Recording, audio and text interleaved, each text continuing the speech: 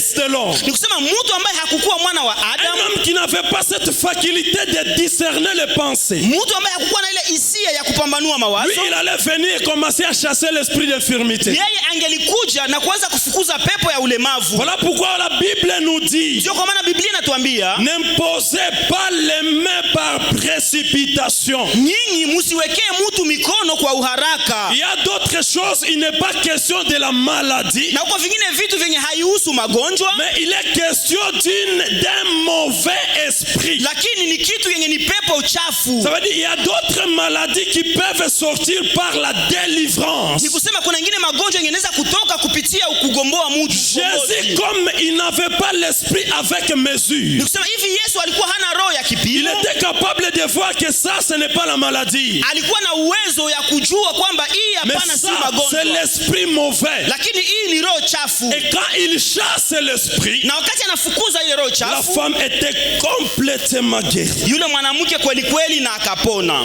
Dans Luc 9, Ndani ya kitabu cha Luka sura 9 45 à 47, 45 mpaka 47, si nous voyons les disciples de Jésus, hapa tukiona wafuasi wa Yesu, toujours les Juifs, hao wao ni Wayahudi, ils commençaient à se poser des questions. wakaanza kujiswali Quand le maître va partir, wakati mwalimu ataenda, parce que le Fils de l'homme, il n'est pas là pour toute une éternité. kwa maana mwana wa Adamu haiko pale kwa umilele Il yote. vient accomplir les signes. Yeye anakuja kutimiza ile Quand alama. les gens reconnaissent les signes, Wakati watu wanatambua ile il ishara, part.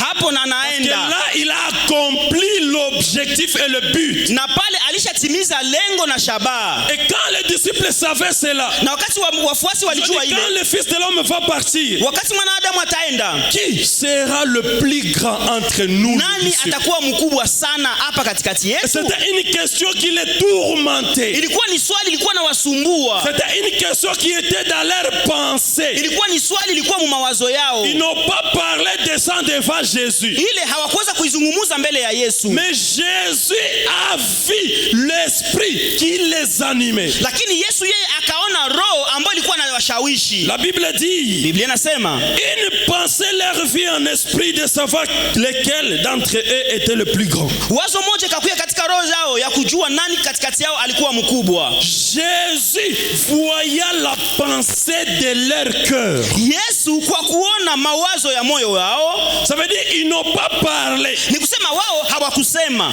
Mais Jésus, comme il avait l'esprit sans mesure, lakini Yesu hivi alikuwa na roho isiyokuwa na kipimo. il était capable de voir leurs pensées. Yeye alikuwa na uwezekano ya kuona mawazo yao, Et quand il a vu leurs pensées, na wakati aliona mawazo yao, il leur parla du parabole d'un enfant dans le royaume. akawaambia mfano ya mtoto katika ufalme. Ça, c'est le signe du Messie chez les Juifs. Ile ni alama ya Masia kwa Wayahudi. Ça veut dire, quand il appliqua les signes là-bas, Ni kusema wakati yeye alitendesha ile ishara, les gens qui ont reconnu ces signes, watu ambao walitambua ile ishara, le salut est apporté à leurs âmes. na hapo okovu inaletwa kwa nafsi zao. Mais il devait également visiter les Samaritains. Lakini vile vile alipaswa kuwatembelea na Wasamaria. C'est là que dans Jean chapitre 4, Ndani ya Yohana sura 4 je pense le verset 24, na wazia kumstari wa 12. la Bible dit, Biblia inasema, comme Jésus, il devait passer par la Samarie. na kwa gisi Yesu alipaswa kupita mumuji wa Samaria. Dans notre traduction, on dit, comme il faudrait qu'il passe par la Samarie. Mwingine tafsiri inasema kwa gisi yeye alikuwa analazimishwa apite Ça veut mumuji dire, ya après qu'il Samaria. ait discerné les pensées des Juifs, Ni kusema yeye akishamaliza kupambanua mawazo ya Wayahudi, une obligation a été donnée kuna lazimisho ambao alipewa qu'il passe aussi chez les Samaritains. kwamba naye anapaswa kupita kwa Ça Wasamaria. veut dire il était obligé. Ni kusema yeye alikuwa Parce que analazimishwa, c'est lui qui vient sauver les âmes. kwa maana ni yeye ndiye anakuja kuokoa manafsi. Comme il a manifesté les signes chez les Juifs, Gisi alizihirisha ishara kwa et Wayahudi, que les Juifs, en reconnaissant ces signes, étaient sauvés. na kwa Wayahudi kwa kugundua ile wao wakaokolewa. Jean 4 nous dit il devait passer par la Samarie. Yohana sura hii inatuambia kwamba alipaswa kupita pia na Samaria. La Samarie, c'était tout d'abord une colline. Mji wa Samaria tu ilikuwa kwanza ni mlima. Je crois dans 1 Roi chapitre 16, Na wazia Mfalme wa kwanza sura 16, à partir du verset 23, kuanzia kwa mstari wa 23, il est parlé d'un homme qui s'appelait Omri. banazungumza juu ya mtu ambaye alikuwa anaitwa Omri. Omri, c'est celui qu'on appelle le père du roi Akab. Omri ndiye anaitwa baba yake na Akabu. La Bible nous dit il a régné 12 ans en Israël. Biblia inasema kwamba yule baba aliweza kutawala miaka 12 Israeli. Mais quand il a atteint 6 ans, Lakini wakati alifikisha miaka 6, il a acheté une colline, une montagne, yeye akauza mlima. auprès d'un monsieur qui s'appelait Shemer. Akaiuza kwa bwana mmoja ambaye alikuwa anaitwa Shemer. Et cette montagne, il a bâti une bonne ville. Na kwa hiyo mlima akajenga mji mzuri sana. Et cette ville, il va l'appeler Samarie. Na hiyo mji akaipanga jina ya Samaria. Cet homme Omri, c'est un juif, c'est un juif. Yule mtu Omri alikuwa ni Myahudi. Parce que c'est lui le père du roi Akab. Kwa maana yeye ndiye baba yake na Quand mfalme il Akabu. achète la montagne Wakati anauza ile mlima et qu'il bâtit là une ville, na kujenga hapo mji, une très belle ville mji mzuri qu'il va appeler Samarie, ambao ataitwa Samaria, les Juifs vont s'installer là-bas. Wayahudi watakwenda kuishi humo. Dans 2 Rois chapitre 17, Ndani ya Wafalme wa pili sura 17, à partir du verset 24, kuanzia kwa mstari wa 27 na on va 4, nous dire que le roi d'Assyrie, wakatuambia kwamba mfalme wa Asuria il va prendre un peuple venant de Babylone atakamata taifa ambayo inatoka Babiloni et venant de 4 villes d'Assyrie. na ikitoka mumiji 4 ya Asuria. La ville de Kita, Kutakuwa mji wa Kita, la ville d'Ava, mji wa Afa, Hamat, mji wa Hamat Sevaraim na mji wa et Sevaraim la ville de Babylone. na mji wa Babiloni. Il va prendre un peuple. Atakamata taifa. Ces gens c'était des païens, Wale watu walikuwa wapagani, des gens qui adoraient des idoles. walikuwa watu ambao walikuwa wanaabudu Et il va sanamu, les installer en Samarie. na atakuja kuwaweka mumuji wa Samaria. Et la Bible nous dit, Na Biblia inatuambia comme ces gens étaient des païens, jinsi wale watu walikuwa wapagani, ils ne connaissaient pas comment servir les dieux d'Israël. hawakuwa najua namna gani ya kumtumikia Mungu wa Ils commençaient Israeli. à faire du n'importe quoi en Samarie. Wao wakaanza kufanya haizuru nini Samaria. Et ce n'est pas le peuple qui commençait à s'opposer avec ces gens. Na haiko taifa ndio iliweza kupingana na wale watu. C'était un peuple bien sûr étranger Ilikuwa ndio ni taifa la qui kigeni, était au milieu d'eux. lakini yenye ilikuwa katikati yao. Mais quand ils ont commencé à faire le désordre, Lakini wakati walianza fanya vibaya, la Bible dit Dieu lui-même,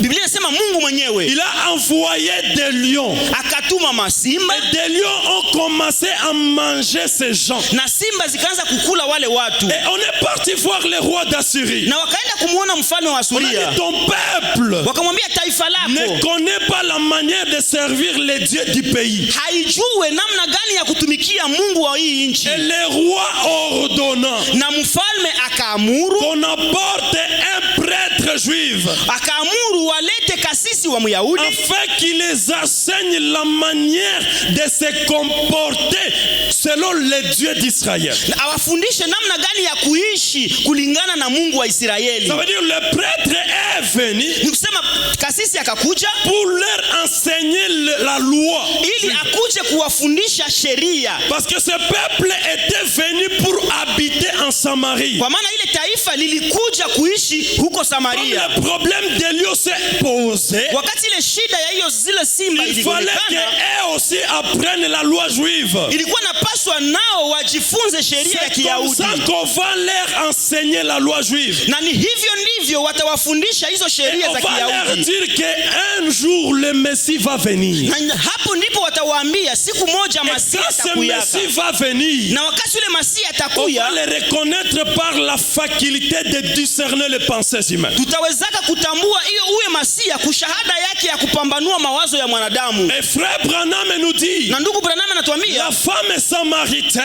yule mwanamke Msamaria, elle a reconnu le Messie. yeye alitambua Masihi C'est parce qu'on les avait enseignés sur le Messie. ni kwa maana wao waliwezaka kufundishwa kuhusu Masia. Samarie, c'est un peuple mélangé avec les nations et les Juifs. Samaria ni muji ilikuwa na changwa ndani wa Wayahudi na C'est là que Frère Branham mataifa. dit dans la prédication. Ni hapo ndipo ndugu Branham anasema katika mahubiri, Dans la prédication, ndani ya mahubiri Messieurs, nous voudrons voir Jésus, le paragraphe 47. Enyi mabwana, tunataka kumuona Yesu kifungo 17. Eh bien, nous voyons que quand il est arrivé, vema tunaona wakati alifika, les gens disent, n'attendions pas le Messie. Wane mataifa hawakukuwa na chunga Masia. Nous étions des païens. Sisi tulikuwa tuko wapagani, des Romains et les autres. Tulikuwa wapagani, Warumi na kadhalika. Nous adorions des idoles. Sisi tulikuwa tunaabudu sanamu. Mais il y avait des catégories de gens. Lakini kulikuwa aina mbili ya watu, ou plutôt des races qui l'attendaient. Ama kumusemi ingine uko mbili ambazo zilikuwa na mchunga. C'était les Juifs et les Samaritains. Ilikuwa ni Wayahudi na Wasamaria. Et il vient uniquement auprès de ceux qui l'attendent. Na Masia anakuyaka kwa wale ambao wanamchunga. Les gens des gentils à l'époque n'attendaient pas le Messie. Watu wa mataifa kwa ile wakati walikuwa wachunge Masia. Parce qu'on les avait pas enseigné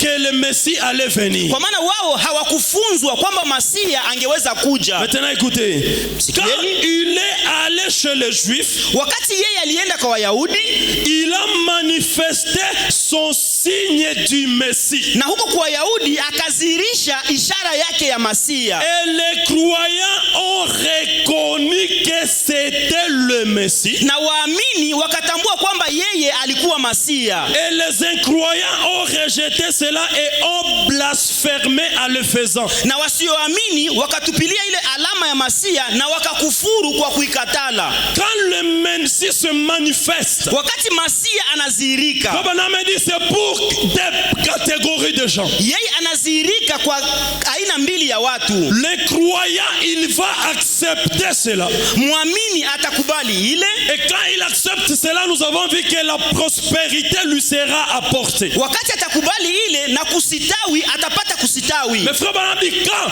l'incroyant, lakini nasema ule msiamini, lui quand il rejette cela, wakati anatupilia ile, cela il dit on blasphémait en le faisant. Anasema wale waliomkataa Masia waliweza kukufuru kwa kumkataa. Ne pas reconnaître la manifestation du Fils de l'homme. Ni kusema kutokutambua mazirisho ya mwana wa Adamu. Branham me dit c'est un blasphème. Branham anasema kwamba ni kukufuru. Et quand on parle de blasphème, na wakati unasema kukufuru, c'est un péché impardonnable. Ni dhambi isiyosamehewa. Ça veut dire il se manifeste. Ni kusema anazirika pour que on les reconnaisse, pour que nous ayons la vie. Ili umutambue na hapo mpate uzima. Et quand on refuse à les reconnaître, na wakati mnakataa kutambua Masia, me dit c'est un blasphème.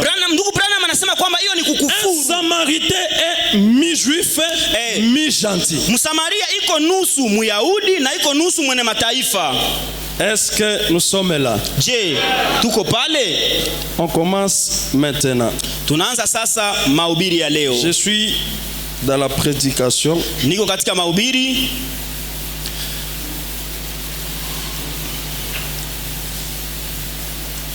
La reine de Sheba. Niko katika mahubiri Malikia wa Sheba. Le paragraphe 95. Kifungo ya 95. On va introduire peut-être puis on va terminer avant. Anza tu sasa tutamaliza mbele. Parce qu'on est à la maison, on n'a pas à courir. Tuko nyumbani na hatuna ya kukimbilia. Amen. Si on ne termine pas aujourd'hui, na hata atumalize leo, on va continuer au cours de la semaine. Tunaweza kuendelea muendeleo ya wiki. Frère me dit, ndugu Branham notre adorable Père céleste, mwabudiwa wetu Mungu wa mbinguni, ils sont venus de l'est et de l'ouest, walitoka mashariki na magharibi, du nord et du sud, walitoka kaskazini na kusini, pour attendre la sagesse de Salomon. Ili wao wasikie busara ya Solomono. Cette sagesse de Salomon, ce n'est pas que Salomon il était en train de prêcher dans une salle. Ile busara ya Solomono sio kusema kwamba Solomono alikuwa anahubiri katika jengo. Ce n'est pas que Salomon il était un puissant prédicateur. Sio kusema kwamba Solomono alikuwa mhubiri mashuhuri. Et les gens venaient du nord est pour venir écouter cette sagesse. Na watu walikuwa toka mashariki na kusini ili wasikie ile busara. C'est là que nous avons vu le vendredi. Na ni hapo ndipo tuliona siku ya tano. Branham nous a dit qu'un prophète il est le révélateur de la parole. Na ndugu Branham alituambia kwamba nabii ni yule wa kufunua neno. Ça veut dire dans la parole on peut écrire Jésus. Ni kusema ndani ya neno tunaweza kuweka Yesu. Mais quand un prophète il vient nous révéler ce Jésus là, Lakini wakati nabii anakuja kutuonesha il va ule nous Yesu, montrer que c'est Jésus ici. Il n'est pas question de Jésus le Messie. haiko anatuambia kwamba ule Yesu haiko swali ya Yesu Masia, Parce que dans la Bible, il y a plusieurs Jésus. lakini ndani ya Biblia mna wa Yesu wengi. Avant que Jésus naisse, il y avait des hommes qu'on appelait aussi Jésus dans l'Ancien Testament. Mbele Yesu Kristo azaliwe kulikuwa watu walikuwa wanaitwa Yesu. Voilà pourquoi dans Amos 3:7, la Bible nous dit Ndio kwa maana ndani ya Amos sura 3 mstari wa 7 Biblia que Dieu inatuambia ne fait rien kwamba Mungu hafanye kitu sans qu'il lui révèle son secret à ses prophètes. bila yeye kufunua siri yake kwa manabii Donc, un wake. peuple qui n'a pas un Ni prophète, kusema taifa ambalo halina nabii c'est un peuple qui marche dans l'aveuglement. ni taifa ambalo linatembea katika upofu, Que Dieu, il y révèle toujours son secret à ses prophètes. kwamba Mungu hufunua siri zake tu kwa manabii Et wake. les gens qui venaient de l'ouest et de l'est, Na watu walikuwa wanatoka magharibi na mashariki, du nord et sud, kaskazini na pour kusini, venir écouter la sagesse de Salomon, ili wao waje kusikia busara ya Solomono. Frère Branham nous dit Ndugu Branham anasema qu'il venait écouter l'esprit du discernement qui était sur kwamba Salomon. wao walikuwa nakuja kusikia ile roho ya upambanuzi yenye ilikuwa juu ya Solomono. Ça veut dire que Dieu, il a pris un esprit de discernement. Ni kusema Mungu aliweza kukamata roho ya Et upambanuzi il a mis sur Salomon. na kaiweka juu ya Et Solomono, cela a fait que les gens quittaient de l'est et l'ouest. na ile kafanya watu kutoka magharibi na kaskazini. Maintenant, écoutez ce que ce signe a fait. Musikie chenye ile ishara ilifanya. Combien ceux de la génération de Salomon avaient prospéré. Mara ngapi wale wa mkizazi ya Solomono baliwezaka kusitawi? L'esprit de discernement sur Salomon Ile roho ya upambanuzi kwa a Solomono apporté la prospérité sur le peuple. ikaleta kusitawi juu ya taifa. Branham continue, il dit, Ndugu Branham anaendelea na kusema, et combien les autres de l'époque de Jésus na mara ngapi wengine wa wakati wa Yesu étaient corrompus, nao waliweza kuadhibiwa, pourtant il était plus que Salomon. ijapokuwa Yesu yeye alikuwa zidi ya Sulemani. Le signe de discernement sur Salomon Ile ishara ya upambanuzi juu ya Solomono a apporté la prospérité. ikaleta kusitawi, Parce que les gens avaient reconnu ceci. kwa maana watu wao walitambua ile ishara. Mais quand le même signe est revenu sur Jésus, Lakini wakati ile ishara ilirudi juu ya Yesu, Frère Branham nous dit les gens de Jésus ont rejeté cela. ndugu Branham anasema watu wa wakati wa Yesu au Et wakatupilia ile cela a ishara, produit une génération corrompue. na hiyo ikazaa watu wanaoadhibiwa. Pourtant, il était plus que Salomon. Ijapokuwa Yesu yeye alikuwa zidi ya Sulemani. Maintenant, aujourd'hui, Sasa leo Frère Branham dit, ndugu Branham anasema, et aujourd'hui, na sasa leo c'est un jour plus glorieux ni siku ya tukufu sana que celui que tu nous avais visité ici sur la terre dans un corps de chair. zidi ya siku ambapo Mungu alitutembelea hapa kudunia mumwili ya mwanadamu. Jésus qui a manifesté le Fils de l'homme.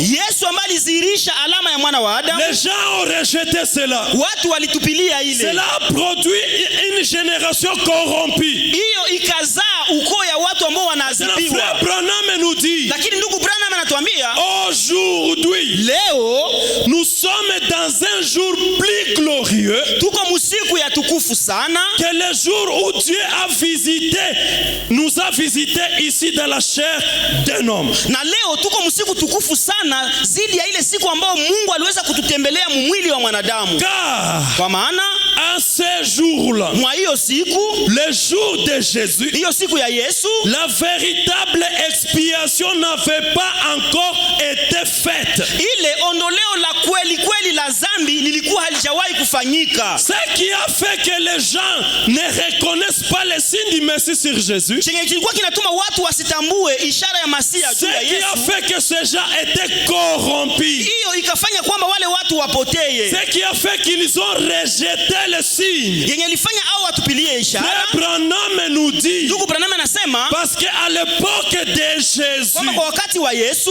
la véritable expiation n'était pas encore faite. ile ondoleo la zambi la kweli kweli lilikuwa haijawahi Mais fanyika. comme nous vivons dans un jour glorieux. Lakini sisi tunaishi msiku tukufu. Le jour où nous allons être en présence de la véritable expiation. Siku ambayo tutakuwa muwepo ya ile ondoleo la dhambi la kweli kweli. Parce que Frère Branham nous dit kwa maana ndugu Branham anatuambia que la véritable expiation, kwamba lile ondoleo la dhambi la kweli c'est kweli quand Christ se personnifie au milieu de son peuple. ni wakati Kristo anafanyika mtu katikati ya taifa lake. Quand Christ il vient encore de nouveau, Anasema wakati Kristo anakuja tena upya, encore dans une chair humaine, wakati anakuja tena upya mwili wa quand mwanadamu, il revient encore au temps de la fin, wakati tena Kristo anarudi kusiku za pour mwisho accomplir la manifestation du Fils de l'homme, ili yeye atimize mazirisho ya mwana wa qui Adamu est Luc 17:30. ambao ni Luka 17:13. Branham dit ça sera la véritable expiation. Ndugu Branham anasema hiyo mazirisho itakuwa ondoleo la dhambi la kweli kweli. Dans la fête des trompettes,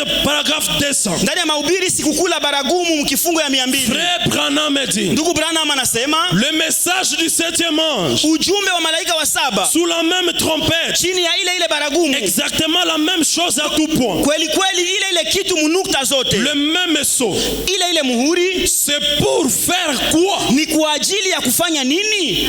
C'est là la question qu'on va se poser ce matin. Ndio swali tutajiuliza asubuhi ya leo. Le message de Frère Branham est venu faire quoi? Ujumbe ya ndugu Branham ilikuja kufanya nini? Oh, nous avons reçu le prophète du temps de la fin. Oh, sisi tulipokea nabii wa siku za Nous mwisho. avons reçu Malachi 4. Sisi tulipokea Malaki 4. Oh, nous avons reçu celui-ci. Sisi tulipokea ile ishara. C'est pour faire quoi? Ndugu Branham anatuuliza tulipokea vile vitu juu vifanye nini? Vous voulez savoir? Je, mnapenda mjue? Le message du septième ange, Ndugu Branham anasema ujumbe wa malaika wa saba c'est pour appeler ni kwa ajili ya kuita les gens. kuita watu. Il y a les gens ici ce matin. Je, kuna watu hapa asubuhi ya leo, L'épouse, bibi harusi, en sortir de la tradition pentecôtiste. ni kuita bibi harusi atoke mwa ile desturi ya Kipentekoste. Voilà.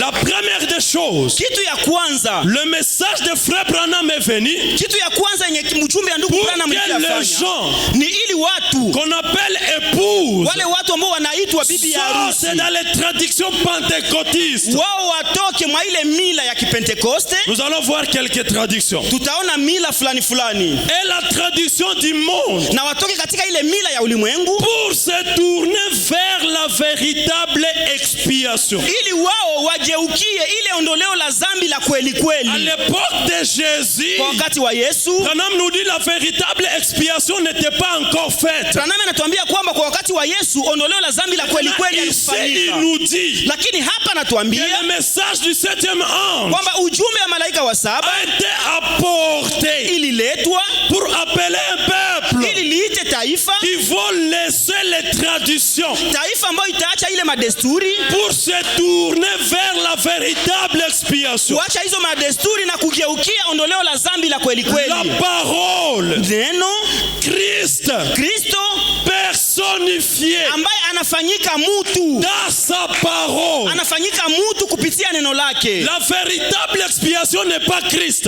Ondoleo la dhambi la kweli kweli si Le Kristo. frère Branham nous dit Lakini que ndugu Branham la anatuambia véritable expiation, ondoleo la dhambi la kweli c'est kweli Christ personnifié. ni Kristo anafanyika mtu. Ça veut dire Christ est un homme, Kusema Kristo mtu quelqu'un qu'on peut saluer, mwenye unaweza kuusalimia, quelqu'un avec qui on peut parler. mtu ambaye unaweza zungumza naye. Ça veut dire le message Kusema ujumbe nous enlève dans la tradition inatutosha mudesturi pour que nous puissions nous tourner vers Christ personnifié. ili sisi tugeukie ule Kristo mwenye anafanyika Et mtu. quand nous voyons Christ personnifié, Na wakati tunamuona Kristo mwenye anafanyika Frère mtu, Branham nous dit c'est ça la véritable expiation. ndugu Branham anatuambia ile njia ondoleo la dhambi la kweli Ça veut kweli. dire c'est là que nos âmes sont Ni sauvées. kusema ni hapo ndipo nafsi zetu zinaokolewa. Pourquoi? Kwa nini? Parce que nous avons vu Christ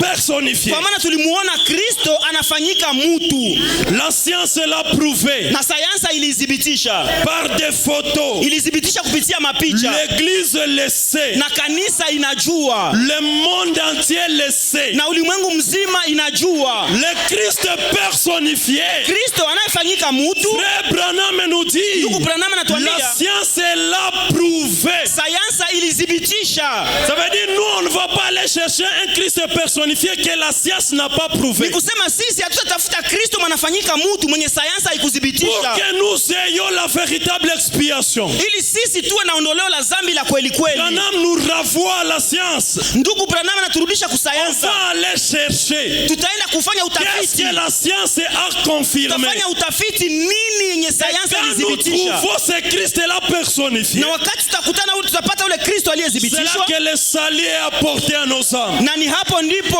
okovu inaletwa kunafsi C'est là zetu. que nous pouvons dire que nous sommes Na ni sauvés. hapo ndipo tunaweza kusema kwamba tunaokolewa. Est-ce que quelqu'un est avec moi? Je, kuna mtu yuko pamoja na mimi?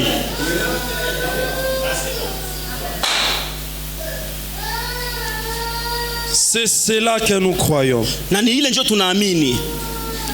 Maintenant, frère Branham, Sasa ndugu Branham, comment il se manifeste ici chez les gentils? namna gani Kristo anajidhihirisha huku kwa wa mataifa?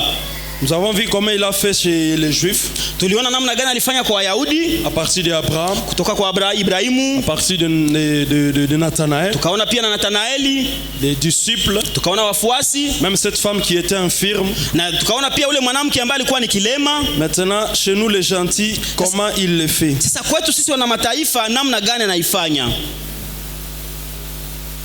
Parce que chez nous, la promesse c'est Luc 17:30. Kwa maana sisi kwetu ahadi ni Luka C'est là que 17:13. nous avons lu Na ni hapo ndipo tulisoma que la même manière où il s'est présenté chez Lot, mwa ile namna yenye yeye aliweza kujiwakilisha kule kwa Lutu, à l'époque de Lot, kule kwa wakati wa Lutu, sera de la même manière où il va se manifester ici au temps de la fin. na itakuwa hivyo hivyo ndivyo atajidhihirisha huku kwetu kwa wakati wa mwisho. Et quand je parle, je souligne toujours cette chose. Na wakati niko nasema nakuwa nikipiga kistari chini ya hii kitu. Luc 17:30 nous renvoie avec Lot.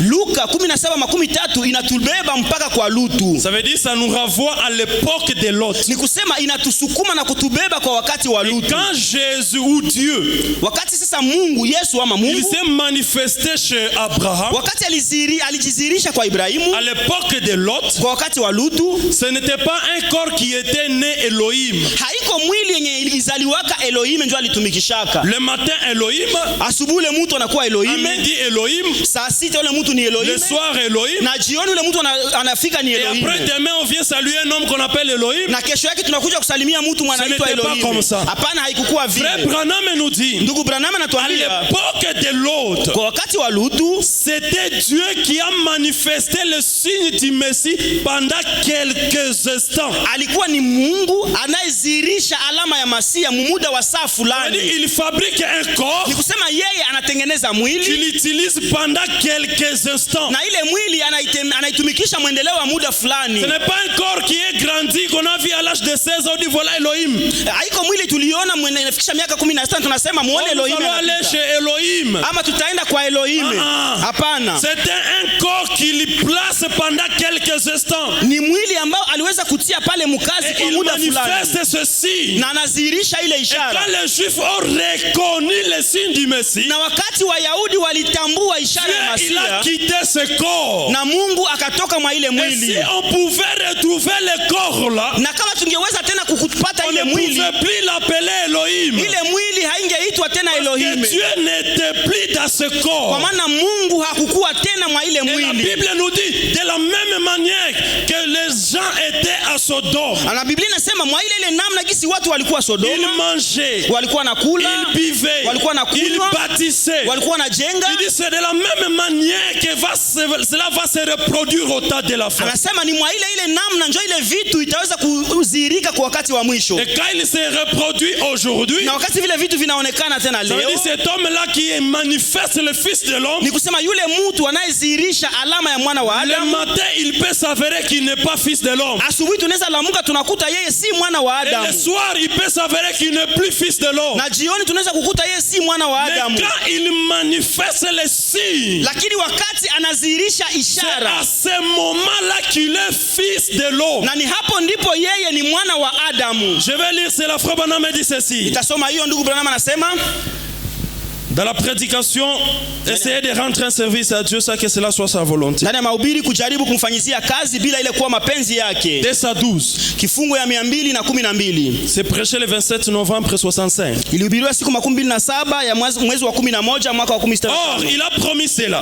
Ijapokuwa yeye aliahidi. Cela montre que la Bible est vraie jusqu'à ce jour. Na hiyo inaonyesha kwamba Biblia ni kitabu cha kweli mpaka hizi siku. Ainsi que Sodome et Gomorrhe. Na gisi Sodoma na Gomora, Élie n'était pas bon, ce n'était pas Élie. Elia haikuwa Elia. C'était l'esprit de Dieu sur Élie. Ilikuwa ni roho ya Mungu juu ya Elia. Élie n'était qu'un homme. Elia alikuwa tu mtu. On a eu des élus. Tulikuwa na Elia, Des par-dessus d'Élie. tulikuwa na makoti za Elia, Des manteaux d'Élie. tulikuwa na makoti za Elia, Et tout d'Élie. na tulikuwa na vitu vyote kuhusu Elia. Mais l'élu d'aujourd'hui, Lakini Elia wa leo c'est le Seigneur Jésus-Christ lui-même. ni Bwana Yesu Kristo yeye mwenyewe. J'aimerais que vous tirez l'attention. Ningelipenda niwavutie uangalifu. Frère Branham a parlé d'Élu. Ndugu Branham kwa kuzungumza juu ya Elia Montre qu'on a beaucoup parlé sur Élu. inaonesha kwamba yeye anasema kwamba watu walisema mingi sana juu ya Elia. Même quand il s'est enlevé, il a jeté son par-dessus. Mpaka wakati yeye aliweza kunyakuliwa na akatupa Mais koti Frère Branham lake. dit Élie d'aujourd'hui. Lakini ndugu Branham anasema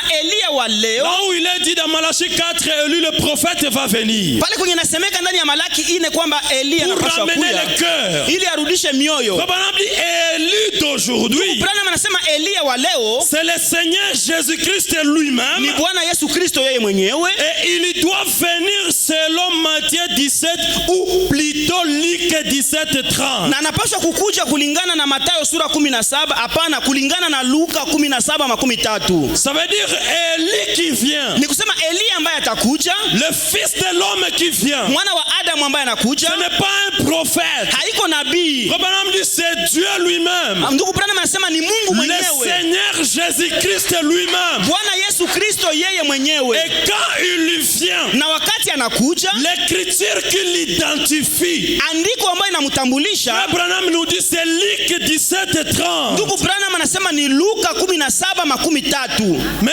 Élie d'aujourd'hui c'est le Seigneur Jésus-Christ Na lui-même. Elia wa leo ni Bwana Yesu Kristo yeye mwenyewe. Il doit venir selon Matthieu 17 ou Luc 17:30. Anapaswa kukuja kulingana na Mathayo 17, hapana ni kulingana na Luka 17:13. Le Sikieni. Fils de l'homme doit se révéler parmi son peuple. Mwana wa Adamu anapaswa kujifunua katikati ya taifa lake, Pas un homme. hapana mtu. Est-ce que nous sommes ensemble? Je tuko pamoja. Le Fils de l'homme qui vient racheter nos âmes. Mwana wa Adamu ambaye anakia kugomboa nafsi zetu. Le Fils de l'homme dont sa mission n'est pas de perdre les âmes. Mwana wa Adamu ambaye kazi yake si ya kupoteza manafsi. Quand il revient au temps de la fin. Wakati anarudi kwa wakati wa mwisho. Branham dit l'écriture qui l'identifie c'est Luc 17:30. Ndugu Branham anasema andiko ambayo inamtambulisha ni Luka Et 17:13. quand il vient, Na wakati anakuja c'est pour révéler le Fils de l'homme parmi son peuple. ni ili yeye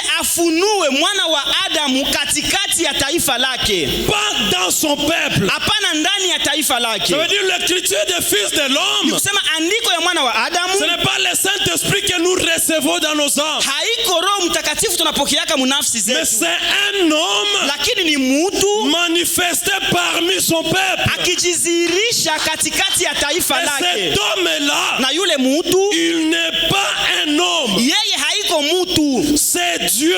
ni Mungu. Mais, Lakini j'aime quand Frère Branham me dit mais. napendaka wakati ndugu Branham anasema Des fois, lakini, quand il dit mais, mara mingi wakati anasema c'est quand il lakini voit qu'il y a encore des doutes dans les gens. ni wakati anaona kwamba ndani ya watu mungali mashaka. Comment